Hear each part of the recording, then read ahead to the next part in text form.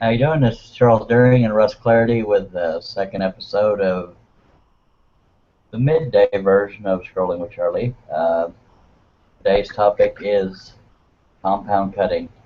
Now, again, being aimed at beginners, compound cutting is when you're cutting on two or more sides of a piece, most commonly just two sides. And the sides, the dimensions of the sides are really dependent on the depth at which your scroll saw is at the lowest position. That's the thickest you can go. This particular saw is a Hegner, and that 2.5 inches on that. So that limits you as to how wide or tall you can do a piece.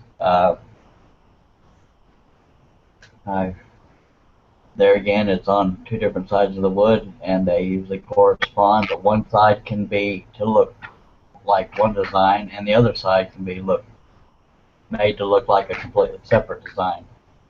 Or they can be the same design, just in 3 dimensions. And good examples of that are compound cut scroll saw ornaments and such things. And while Russ gets set up, I'm going to do a screen share to show you examples that are out there on the market.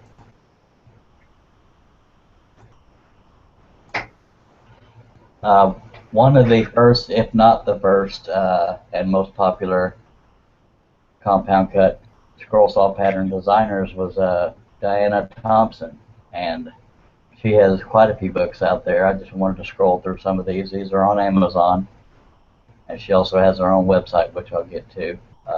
I'm going to go through these slowly so you can get a look at the cover, or you can just type in Diana Thompson in the search feature of Amazon. That's 3D scroll saw patterns. These are compound cut scroll saw ornaments. Her name is listed in there. I assume they're all by her. Sometimes an author's name will show if they're part of a collaboration, but I feel pretty confident they're all by her, but I could be wrong. But again, her name is Diana Thompson. She is on Facebook, but I don't know if she has a page or just her personal profile. There's more books. This one mentions her name. I did not know this was authored by her until I read about it. And we have more there. And more there. Now, there's 2 different volumes of this, so that's why you see 2 different ones. Now, another person who designs compound cut designs is Sue May at scrollsawartist.com. And I put in compound cut on the search bar of her website, and this is what I came up with. Quite a variety of designs, many Christmas ornaments. And there's 4 pages of that, but I won't go through every page of that. And this is Diana Thompson's website. I don't know how active it is, but it's still up, so she must still be running it. But it's actual, in case you can't see it, it's scrollsawinspirations.com. That is her, Diana Thompson, whose books I just showed you in the beginning. And if you were to go to Steve Good's scrollsawworkshop.blogspot.com and type in compound cut in the search section, he has quite a few compound cut examples himself. So I thought that might help y'all find some links to find where to buy and or get free patterns for compound cutting. There again, Diana Thompson has quite a bit in books and also through her website, scrollsawinspirations.com. Now, I haven't done any compound cutting yet, but Russ has, so I'm going to get back to the screen and turn it on over to Russ if he's ready for us. Russ, are you ready for us? I guess not. Let me...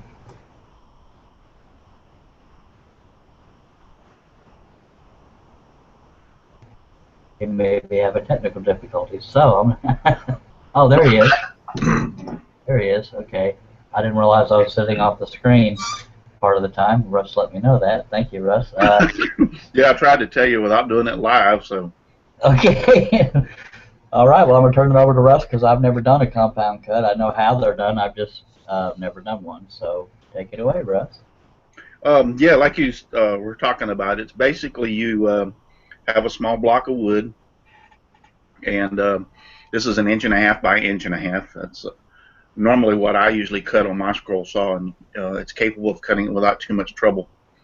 And you just put the pattern on it on one side, and it flips, oops, wrong way, and it bends over the corner on the other side, and you just cut it out. I'm not going to guarantee this one's going to work because I changed the pattern up. I had a friend of mine, Matt, we were talking today, and he brought up, I actually cut a couple of these just test cutting this morning. He brought up a good point that the tail's wrong. A dolphin don't move his tail side to side, so to speak. He moves his tail up and down. So I was like, wow, you're right. All this time I've been cutting these out, I never realized that the tail was wrong. Mainly, I think what this is.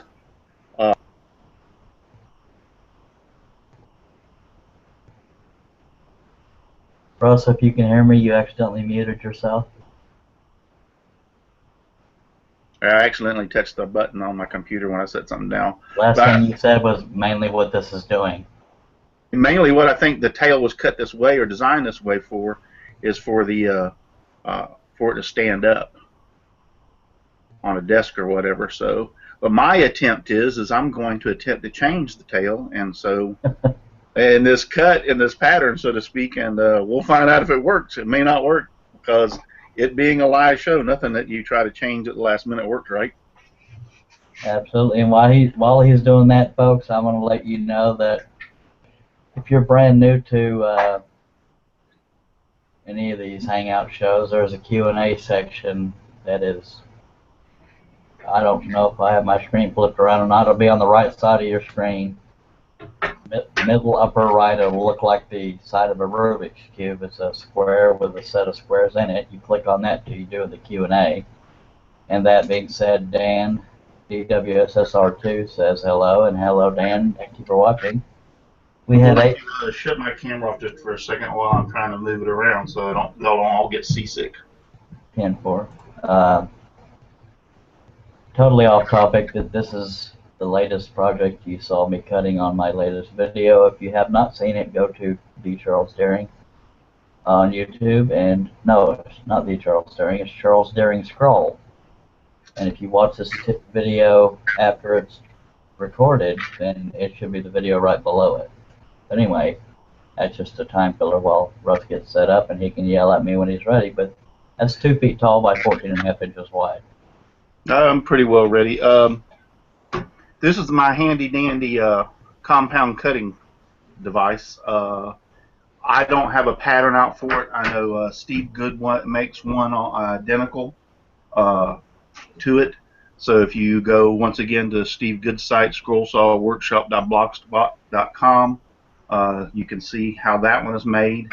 It's very basic. It's just a piece of 2x4 that I cut in half, drilled some holes in it, used some all-thread rod, put some double nuts on one side and a wing nut on the other to be able to tighten it up. And what it allows you to do is it's very cheap, very easy to make, but it gives you more surface room to grab a hold of rather than trying to hold the little block for your hands. Basically, all you do is just set it on your table and make sure it's flat, and then just tighten up these wing nuts. By the way, when you put in that compound cut search on Steve Good's blog, that clamp that he designed does show up. Yes. In the search. I've got 2 people that said they watched the Hulk video and said they liked it, appreciate it. Get back on topic. Back to you, Russ. Cool. You can probably continue to talk because once I don't know if you're going to be able to hear me too much. I think what I'm going to do is, for the sake of the video, is unplug my dust collection. I don't think it's going to get that dusty that quick in here that I'll be able to tolerate everything. Okay, I'll allow you to try to talk during it. That way, if you have Yeah, any instructional during, just try to but you talk do out loud, I guess. your blade through. Now, one of the disadvantages you have is I have this knob on the side over here to tighten, give my old hands a little more oomph to tighten the blade down, uh, and it's hard to do with this contraption here. Yeah. So do not over torque this because you can really mess up your blade. But sometimes when I'm doing compounds, I'll break the old channel lock pliers out, and like I said, be very careful. You can over torque this and just give it a little extra oomph. Because if the blade comes out, it scares the crap out of me. So I'm going to run full tension. The saw is going to be a maximum RPM, and I'm using a number 5 Flying Dutchman ultra reverse. I've cut a couple of patterns. I was going to change the blade, but I haven't had time, so we're going to go ahead and use this blade. So basically all I'm going to do is just enter up here at the nose, cut the pattern out. We don't want to separate it, and flip it over and cut the other side. So Hopefully, we'll be able to hear you during it. if it gets too loud, let me know, and I can mute, and you can just talk, and you can watch me.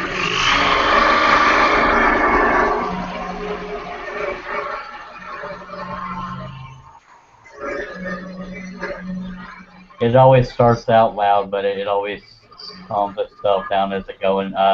Try saying something while you're doing that, and we'll see if we can hear you. Do what?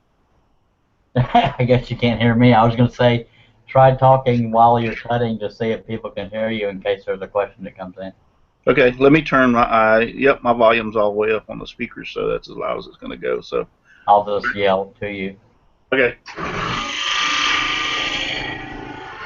You want to take your time. You do not want to rush this. This is an inch and a half thick.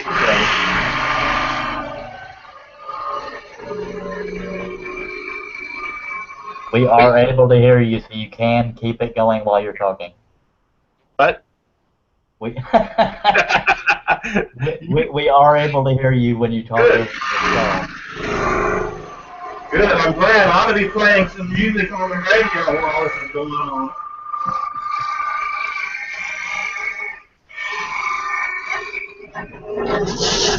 And my blade come out, or did it break? I think it come out. Hopefully it didn't break. That's what I was talking about.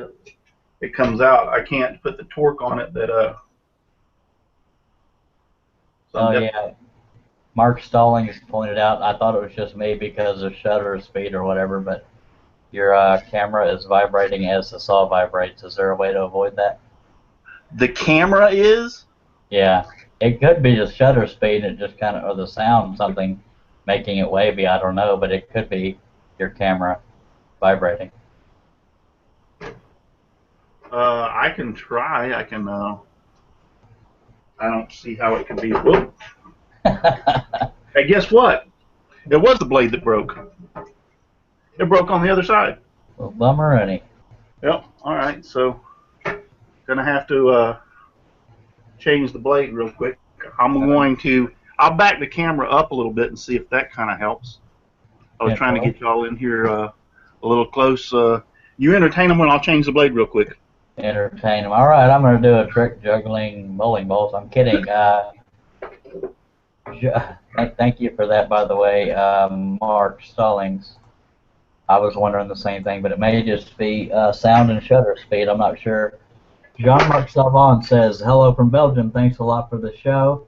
In fact, the midday one suits the best. It's 7 o'clock here for the compound cuts. Which type of blade do you use, Russell? And I did some, and I figured out that the reverse blade is no need at all. I have only scroll reverse blades. I just basically, when they started coming, or actually mine are ultra reverse, I'm sorry, ultra reverse blades. Basically, when they started coming out, I fell in love with them so much because they don't leave any fuzzies and stuff on the back side that I exclusively use them. And I've run out of all the other. You could use a skip tooth blade on this as thick as it is. You do not have to use a a scroll reverse type blade. I think maybe also it's been so long since I've cut compounds, really, to be honest with you, and I remember a lot about the blades I was using, but it would cut a little quicker, I think, if you did not use the scroll reverse blades. Yeah, Jean-Marc finished his sentence because it got cut off. It said he figured out that the standard blade is the best in his opinion. He got the Pegasus, which is incredible for compounds. Give it a try. Yes, I would agree with that. Like I said, I used to cut them with a different blade. It's just that I don't do a lot. I think everybody I did, myself, experimented when I first started out with doing a lot of different things. Did some compound cuts, did this, did that. And over the years, I've kind of exclusively got down to doing a few less compound cuts. I don't think I've done one in a couple of years now, to be honest with you. And so by saying that, let's see if I can get the camera back up.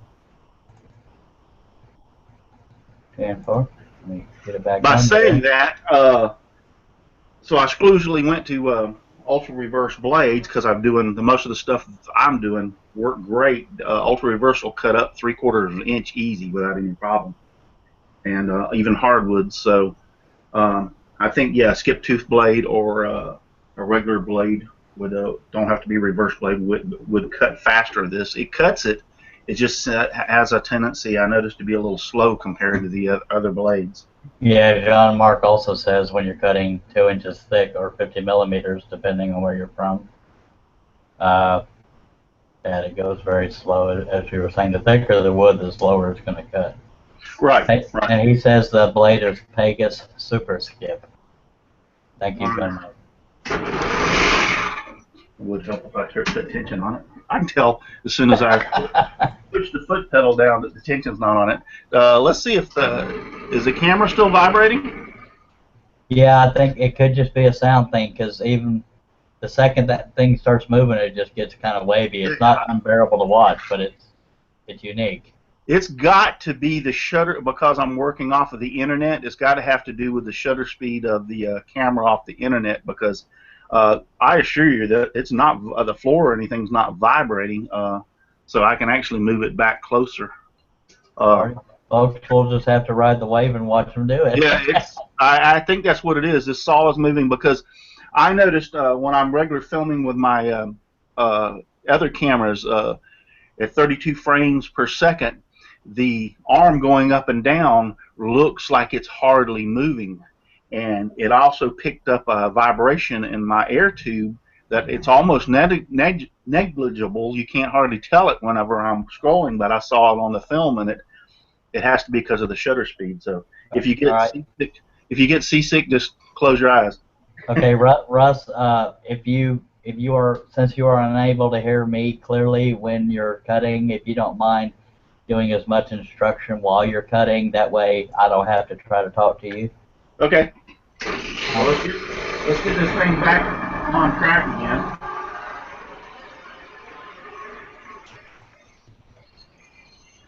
I'm actually going to turn and go the opposite direction because it's going to be so hard since this is a compound cut to try to follow that line back around to where I was. It really isn't going to hurt anything.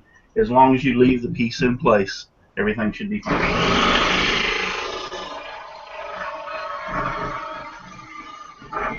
And the best thing you can do is try to keep the blade on the line. If it's your pattern and you mess up, nobody's going to know once the pattern's taken off.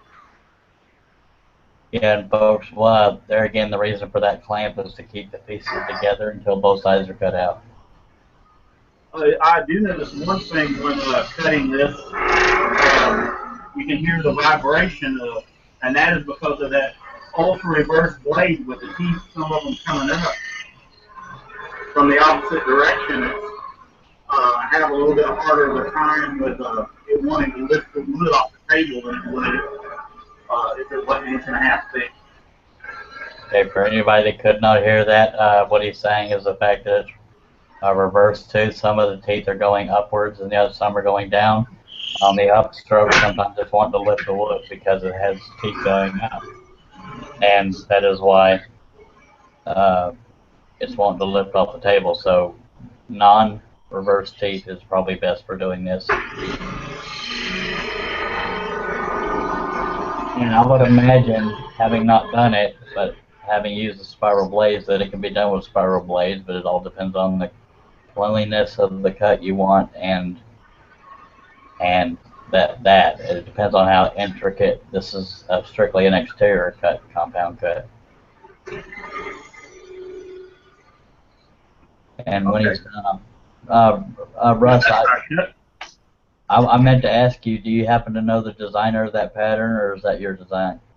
This one, I don't. It's been so long since I've cut this, and I've cut quite a few. I honestly don't remember. But if I stand corrected, I think it's out on the internet. I think it's a lot. I've seen it a lot. But no, it is not my design. I don't remember where I got it from. It's been so long that I've cut this. I just happened to type in Dolphin 3D or no Dolphin Compound in my search engine on my computer, and it popped up because I knew this was kind of an easy one to cut, so to speak, for today. Yeah, I've seen it on the internet, so I know it's out there and available. But I'm not going to say that it's mine or I can't give it away because I'm not. Now I take that back. I could give this one away because of the fact I changed the tail, so it's not the original. But I need to research and find out who the original person was. But we got the one side cut. We don't want to separate this. We're going to keep it nice and tight. Yeah, I was telling people that while you were cutting, that was a reason for the clamp, is to keep it tight as you turn it over. We have two things in the Q&A from Woodworking Fangirl. Says that the streaming quality to Europe is not perfect, but it's still a very nice idea. No, as long as I can buy them and they're affordable, I'm not going to try to make one. Thank you for that, Fangirl. Mark Stalling says, is there a site for compound patterns? There again, Mark Stallings, in case you missed it, Amazon has a lot of books by Diana Thompson, and she also has a website called scrollsawinspirations.com. And Sue May has some. If you type in compound cut on the search feature of scrollsawartist.com, you'll find some there. As well as the search feature on scrollsawworkshop.blogspot.com by Steve Good. You type in compound cut on the search feature of that site, and you'll find some there. I just want to reiterate real quick. You see me using these channel locks. Like I said, if there's knobs in a position where this 1.5 wood that I can't really get my hand around it to put any kind of tightening on here. But what I want to make sure is people understand, if you use these, do not torque this thing down. You will strip it, you will break it, you will damage it. I guarantee you if you torque down on with one of these spindle pliers. I'm so used to doing this, and I've done it for so many years that I can know about the amount of tension and pressure I need to put on this little knob to keep the blade from slipping out, because I cannot with my hand put enough pressure on it because there's no way to get around it to grip it. The reason I had to put this knob on to begin with was because I was having problems gripping it without the knob, so I put the knob on there. The knob came from Steve Good. It's his design. Yep. I took it from him and put it on my saw, and it works quite well. Okay, well, now that we flipped this over, kept it together, don't forget to put the tension on like I did the first time, and we'll get to cutting this side. And I'm interested to see if this thing works too, by the way. The pattern, that is. I know the saw works.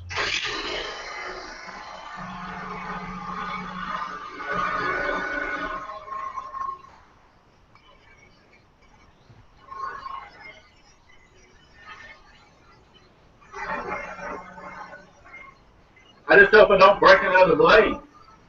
Usually, this being a number 5 Flying Dutchman scroll reverse, I can usually do 3 or 4 compound cuts before I have to change the blade.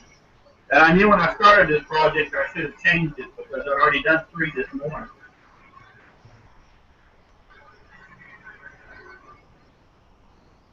Okay, folks, while he's doing that, Rick Hutchison has a website where you can look to see. Go to scrollsaws.com/general/compoundfolding.htm, and that will look at that page for an easy way to make the fold on the pattern where it goes around the corner and keep it that where it touches them. Once again, that was scrollsaws.com/general/compoundfolding.htm. I'm doing a little gnawing out there. This is on the tip right here, if you can see that, so I can turn my blade around rather than trying to twist it. It's also another thing I noticed, it refreshes my memory, that flipping the pattern around with something this thick, the blade don't want to quite go as good as it does with thinner wood, which that's inherent. Anytime you have a flat blade and you're trying to flip the wood around the corners, the thicker the wood seems to get a little harder to flip it around like that. Go ahead. Russ, that being said, I personally can't see what's on what you're cutting. I just know that you're cutting. Is there a way to zoom in as far as possible? Because all I can see is a white block there. That's just me, but maybe it's just my camera. You should have said something earlier. I didn't want to interrupt, but we have two things in the Q&A. Fran Benson says, I have found that using a small hand screw clamp to hold the piece works great and easy to open and close. Thank you, Fran Benson. And Fangirl says, is the Proxxon DS460 scroll saw any good? I'm looking to see if I can find my webcam controls. Yep, I found it. I don't know anything about the Proxxon DS460. Do you, Russ? No. She's talking about the saw. I'm guessing. Okay, now I'm zooming in. You tell me. Can you see? Just a sec. Somebody freaking tried to invite me to a dang show or a hangout while I was doing this. That's embarrassing. Yeah. I don't think you. I've zoomed in, but I don't think you're still going to be able to see the pattern. Yeah, unfortunately we can't. I guess it's just the. I guess it's because of my light and magnifier. It could be the light. It could be the, no offense, camera quality, because the video isn't crystal clear. Yeah. But Fangirl, I don't even know if Proxxon DS460 is sold in the U.S. I could be wrong, but I appreciate the question. Yeah, even if I turn the my magnifying light off, I'm noticing that you really still can't see the pattern. Yeah, I assume the viewers, we have 11 of them, will understand that, but that did help. That did help a little bit turning it off, yeah. As far as clarity of the picture, anyway. It's still kind of hard to see the dolphin, but everything kind of balances out light-wise. Well, we'll try cutting it without the magnifying glass. All right. If it goes off the line, we won't know it. Yeah, I was going to say, this is going to be fun.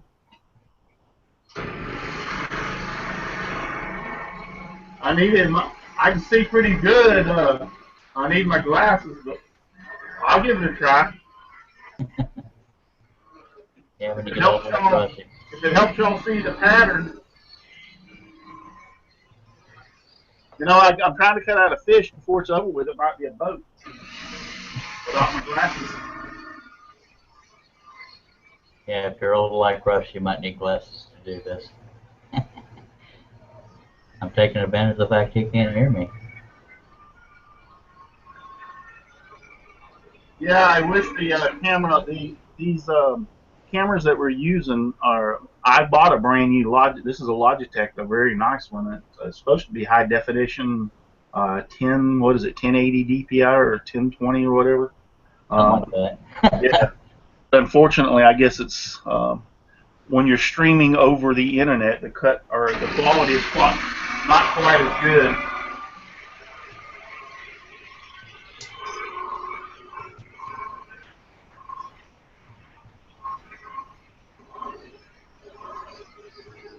Well, I'm cutting this without the light and the magnifier, and I'm thinking, like, how in the world would I ever cut if that something happened and that I couldn't use that?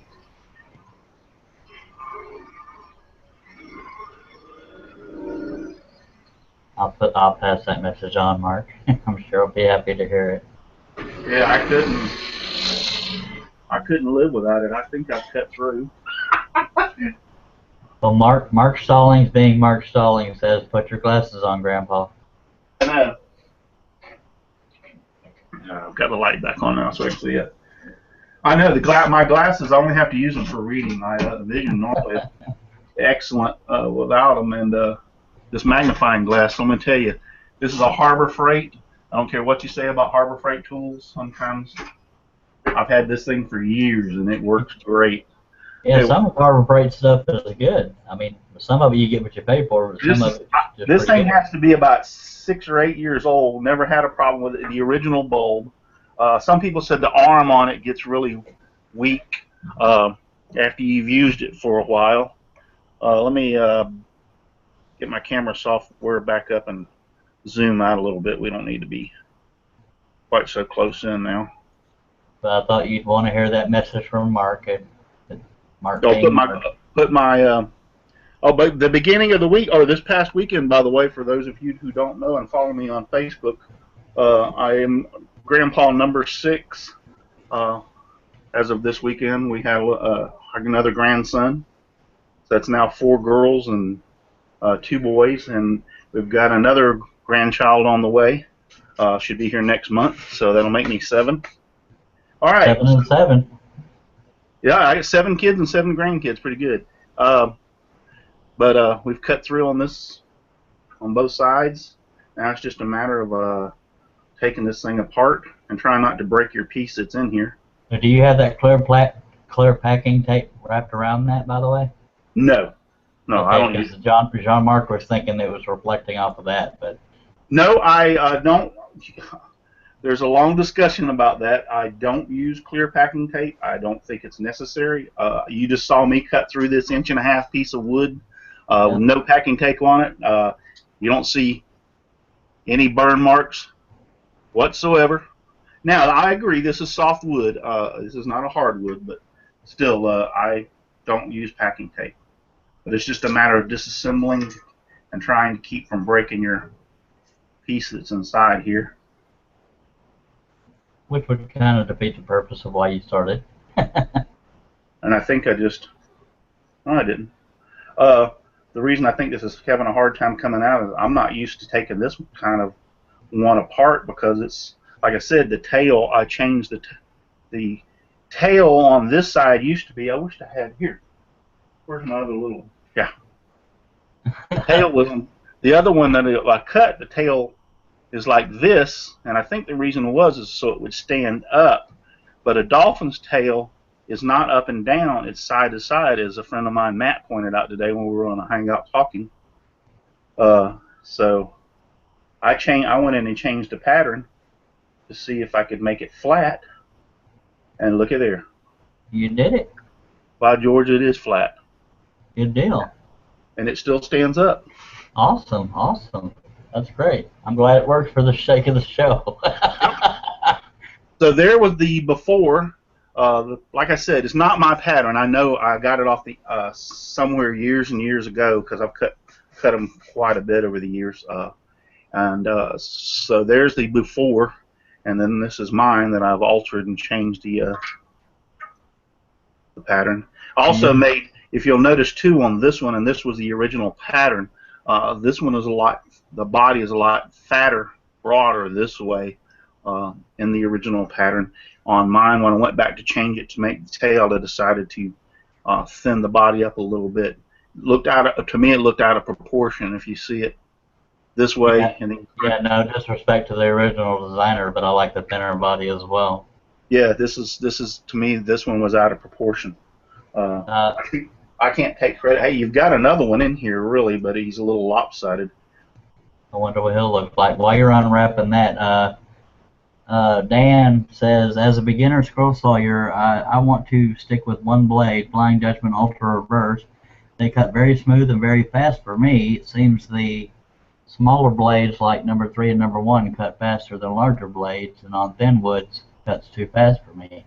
I have a Yeah, hard time cutting slow and staying on the line. yeah. Flying, I've tried other blades, and I'm Flying Dutchman blades are very aggressive blades, and for a beginner, yes, they cut very. They would, to me, they would. Can understand what you're saying. They seem like they would cut very fast. They do. Uh, in all sincerity, they do cut really fast, and I think that's a lot of problems people have tendency to say that they don't like them or they don't use them or this or that about them, and I think they don't understand it's not the blades. There's nothing wrong with the blades. They're just an aggressive blade. So, but there we have it. You may, if you're going to do compound cuts, make you one of these, or I don't have one of those inside the shop here. The wooden clamps, I think that who just said earlier, Charles? Fran Benson, I believe. Yeah, they make the wooden clamps with the 2 screws, one on each side. Yeah. Yeah, and those work for this. Now, I have tried other clamps, and for instance, not that one. I have tried other clamps like this, trying to hold the wood and cut with it. I just out of curiosity, a few times I've done it and or tried it. I don't like it. This arm sticks way out here, way too far, especially if you got a fat belly like me. You can't get up close to the saw. So I tried this, didn't like it, didn't work well for me. I've tried a couple of other things. To me, this right here, it's a simple piece of 2x4 cut in half with holes and some all-threaded rod. Cheap, easy to make, and it works fantastic for cutting out these small compound cuts. Alrighty. For the sake of comparison, would you mind clamping that blade back in there and seeing what the gap is on the downstroke to see the limit on your saw? Oh, okay.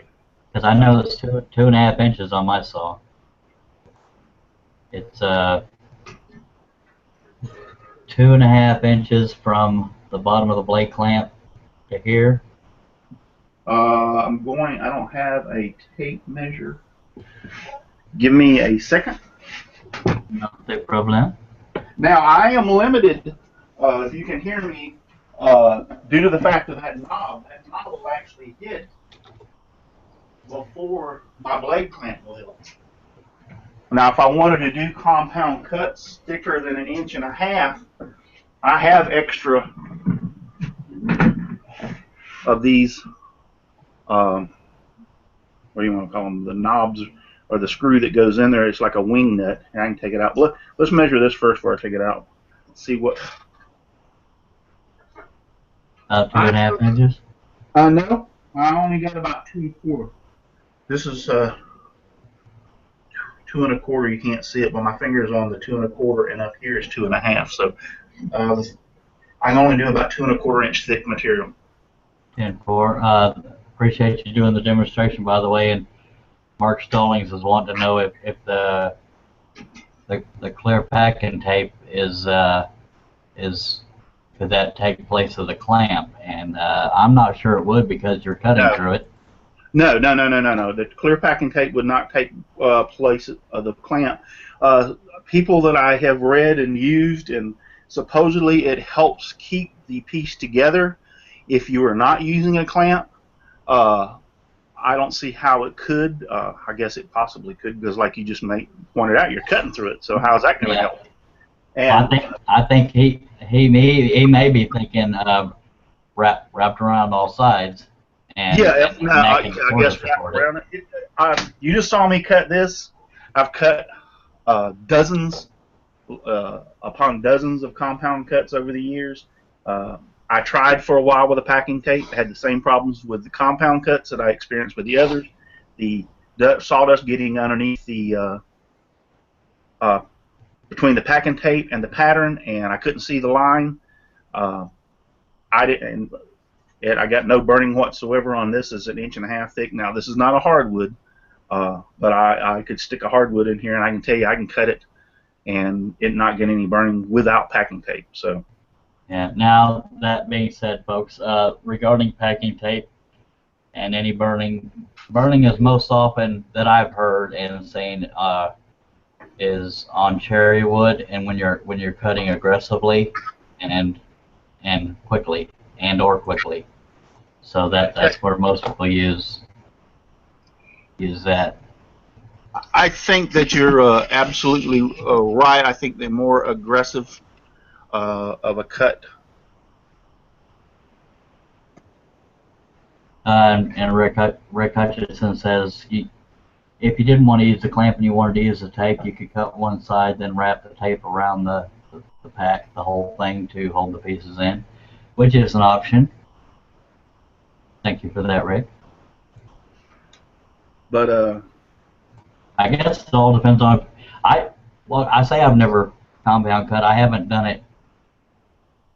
I haven't done it exclusively or as any kind of project for sale, but I just hold it together with my hands. But that's just me. But the clamp is definitely a bad thing to have. no, and when I first started out too, I used started with my hands and just cut the wood instead of a small block of wood. Like, where did I lay that at? Oh, I had a piece in here earlier. The block of wood I was using today on this was 3 inches. I think the pattern was 3 inches. I cut it at 4 inches. The block of wood at 4. Here we go. At 4 inches. So what you could do is just increase the size of the wood instead of 4 inches, make it like 6 or 8 inches, which would give you more room out here to hold. It's still going to be the 1.5 inch thick, but it would give you more room to hold in the end. If you ever, and once I started using it, made this clamp and started using it, if you ever make this clamp and use it and you start doing compound cuts, you'll think to yourself, how in the world could I ever done without it? Yeah.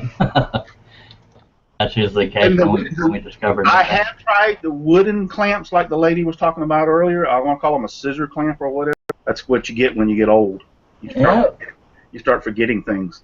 And those do work good. The clamp I showed you don't work worth a flip, but the wooden clamps with the opposing handles to turn and tighten them up, those work really good. If you have one of those, yeah, you can use that without any problem. I just, like I said, once I made this clamp and I liked it so much, this is all I use for compound cuts.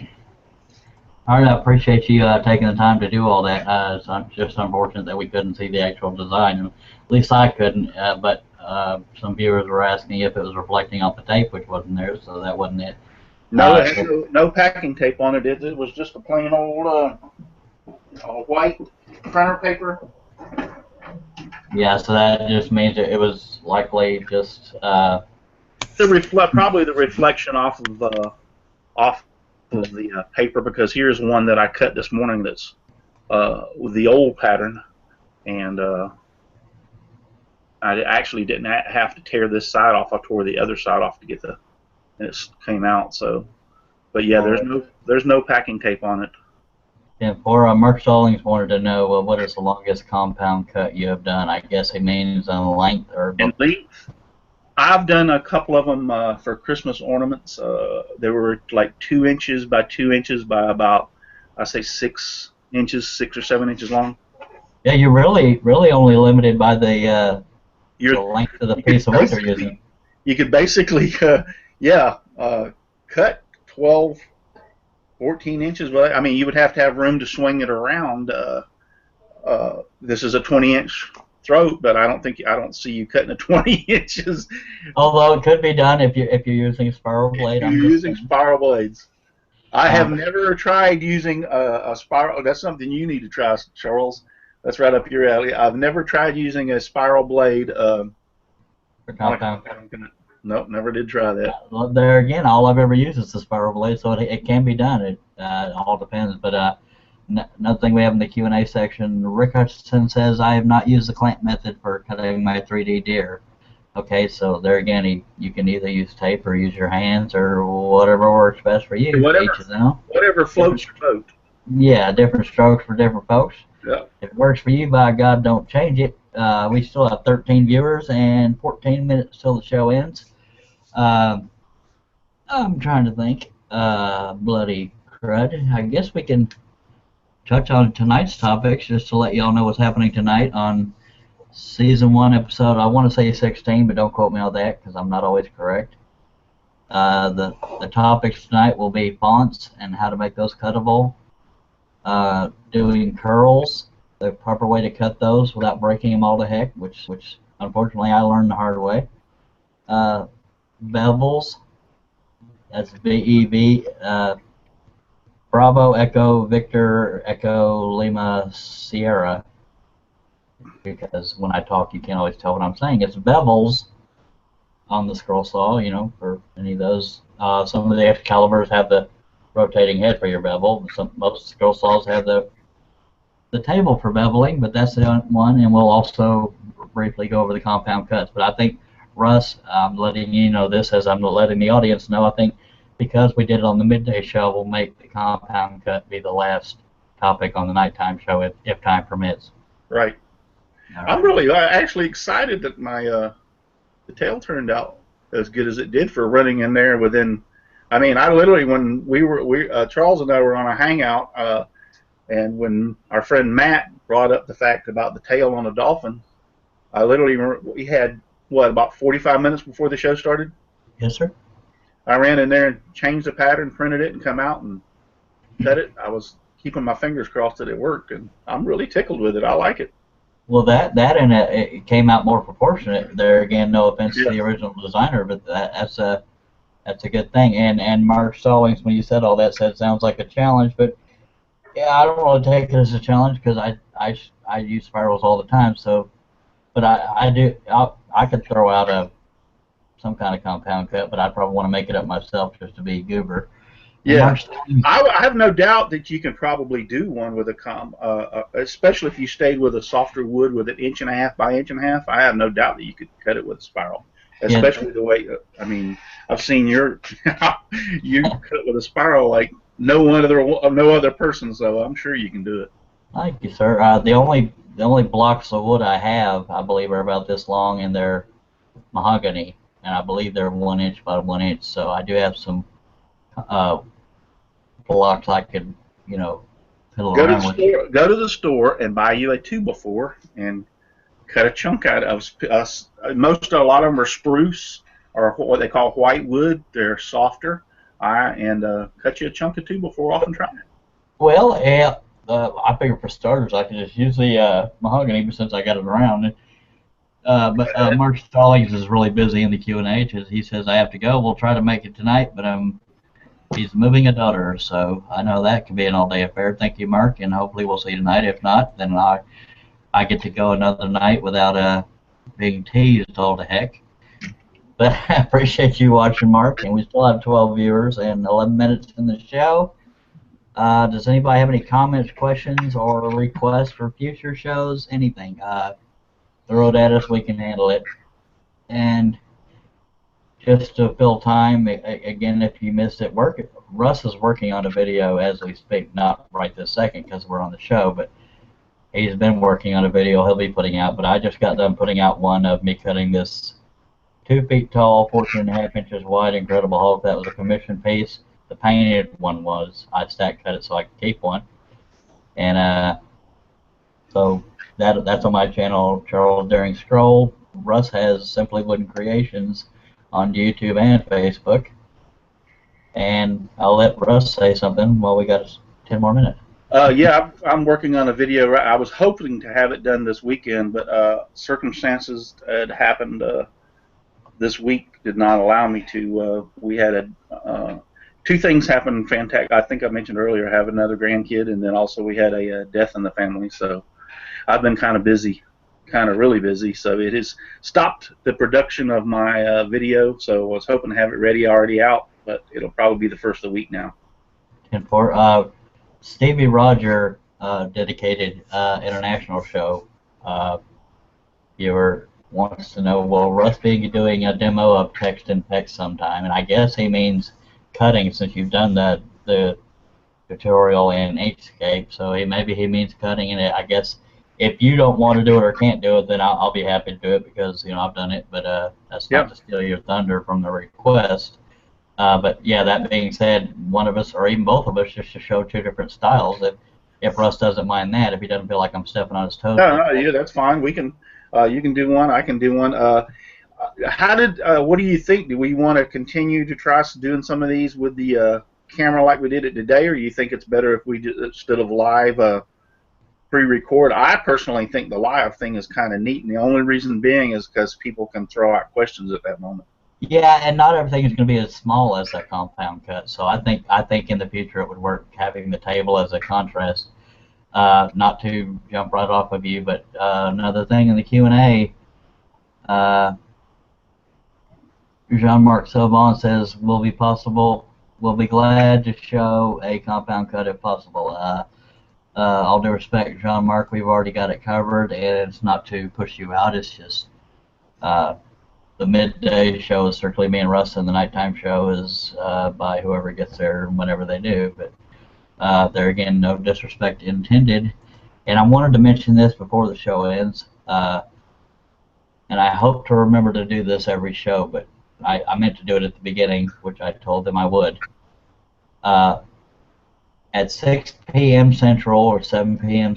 Eastern is a show called Maritime Woodworkers Weekend Shop Talk, and it's run by the Maritime Woodworkers. That's also on Google Plus, so look up Maritime Woodworkers and or Woodworkers Weekend Shop Talk. That's at 7 p.m. Eastern, 6 p.m. Central.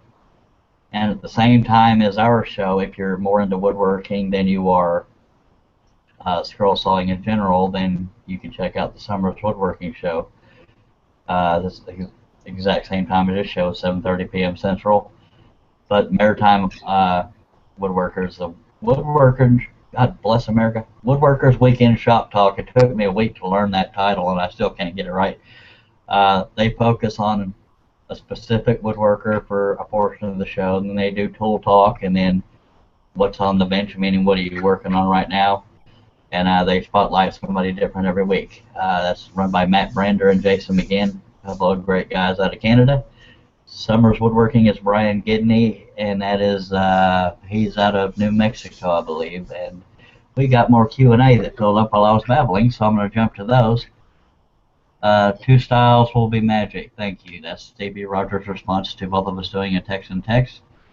And Fran Benson says, Charles, I found spiral candlesticks using spiral blades very interesting, and you may want to try it. Spiral Candlesticks by George North on YouTube if you're interested in how. Thank you for that, Fran Benson. That was also in one of the magazines, and I happen to have that pattern, so I plan on trying that, but I'm scared to death to do it, but I will do it. Since she mentioned that, I watched a video, I think it's the North American Woodworkers Guild or something, or it might be Scrollers. I have to go up and look it up. Oh, you're thinking of Gwinnett Woodworkers Association. Here you go. Thank you, my friend. Yes, I had a guy on there doing a video, and actually was doing a demonstration on cutting the spiral candle holders, or the candles with the spiral blades, and that was fascinating. Yeah, and he was using it from the pattern that was out of that magazine, so that's the exact same one I will be attempting to do. And Dan is saying, what is the video about? I assume he's talking about the video you have coming out. So what is the video going to be about, or is that a surprise? It's a surprise. It's a bloody surprise, Dan. It's an actual. It's not a tutorial, so to speak, like I've done. It's actually a build video, a scroll. When I say build, it's actually going to show you. I designed something and going to show you, and I'm going to keep watching for it, because I'm going to offer the free pattern for the project. I'll offer the free pattern and a list of the materials that you will need to complete the free pattern. And we love free patterns, don't we? Yeah. I think you'll enjoy it. I'm really excited about it. I wanted to get it out really bad this week. It's something new for me that I'm trying not to be so straight-laced and stiff when I'm on camera. So, and then plus it gave me an opportunity, and my brother gave me a microphone to hook to my camera that's on me, so I can the audio so far is really, really good. I will point out one thing. I have allergies, and this is pollen. The oak trees and everything are blooming like mad around here right now. Charles has even heard me. Got to be real nasally here. He had to blow his nose. Yeah, in the last few weeks. But on one of the parts of the video, I'm talking, and I haven't learned to adjust the volume yet, and I'm getting kind of working on that, so to speak, using it. But anyway, and you can hear me breathing. And I'm like, after I watched that portion, I was like, crap, and what it is, my nose is so stopped up. I'm breathing out of my mouth, and the mic's picking it up. You mouth breather. We've got a couple of things here real quick on YouTube. Patrick from Patrick's Workshop, he says, hey, am I late? Yep, you're late, Patrick, a day late and $1 short. but it'll be up for recording if you're interested. Woodworking fangirl, she said, hello, the camera wobble is psychedelic. I love it. Happy scrolling. And Buffalo Ron said he likes the live shows. They're better. Appreciate it, Buffalo Ron and Fangirl. And for those that want to see a variety of woodwork, he's done scrolling, but I don't believe he's ever done a video on it. Hopefully in the future he will, because he's been a recent active viewer, at least for portions of our shows, and we appreciate that. Patrick Curtis is his name. He has a channel on YouTube called Patrick's Workshop. He does lathe tools. He does windmill builds. He does, his latest one is a circle cutting jig, a very good, well-versed and diverse woodworker, and personality all his own. I encourage y'all to go watch his videos. Again, his channel is called Patrick's Workshop. Yes, And I watched. He watched his video on making his circle cutting jig for the bandsaw. I'm very impressed, and I'm going to end up trying to make one for my bandsaw.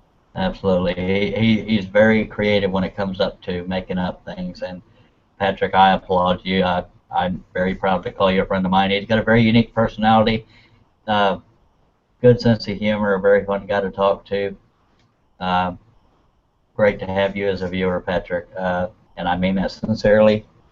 And we have 2 minutes left, but there again, he was Patrick's Workshop on YouTube. Russell's is Simply Wooden Creations on YouTube and Facebook. Patrick's Workshop is also on Facebook. Me on Facebook is the Charles Deering. That's just my personal thing.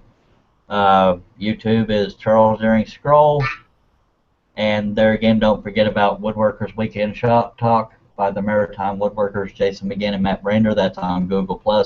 6 p.m. Central, 7 p.m. Eastern. Summers Woodworking by Brian Gidney does the Summers Woodworking show. I believe his YouTube channel is Summers Woodworking. He merged them all together, and I believe that's the one he ended up keeping with Summers Woodworking. That's at the exact same time as ours. If you're into more general woodwork talk than scroll sawing, that is at 7:30 p.m. Central. That being said, we have 1 minute left, so for once we're going to leave early. I really appreciate y'all watching, and as always, please, we haven't been getting a lot of comments in the comment section after each show, so I hope that will pick up, both on how you felt about the show, anything you'd like to see in future shows, and tips and tricks of your own. But we appreciate you watching, and as we say every week, the Hulk and Russ are going to say it with me. Scroll on.